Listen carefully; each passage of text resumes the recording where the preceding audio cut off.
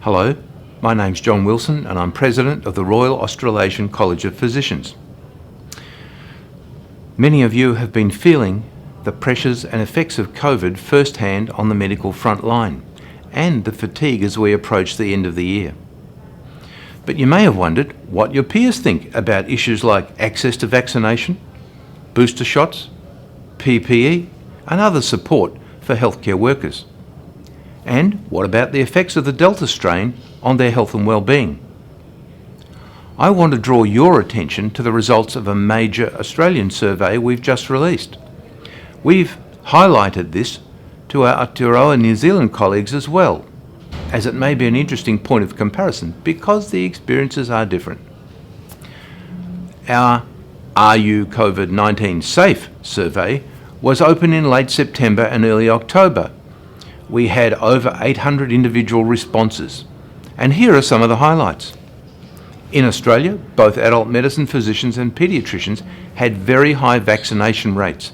98% were double vaccination.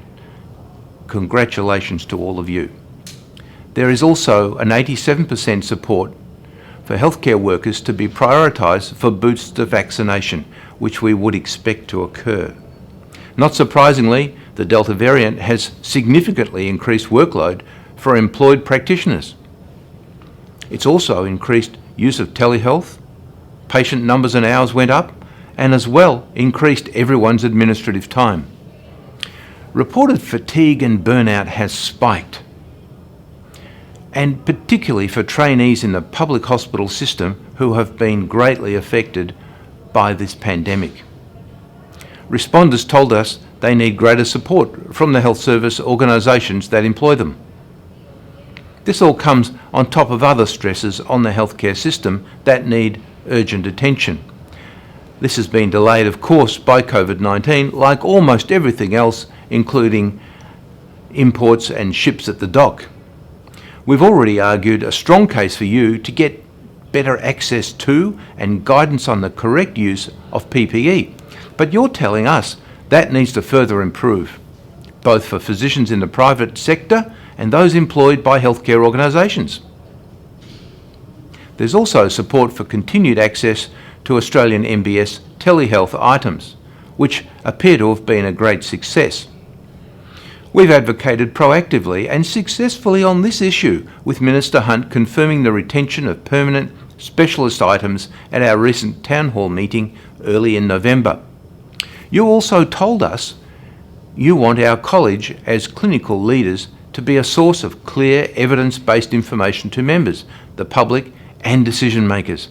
And that is the purpose of our expert advisory group that has served us so well through the pandemic.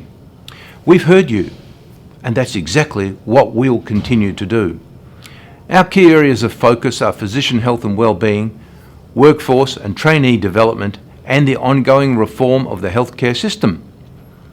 We've already committed to work with Minister Hunt and his department on these critical issues. You'll find the full survey report attached to this message.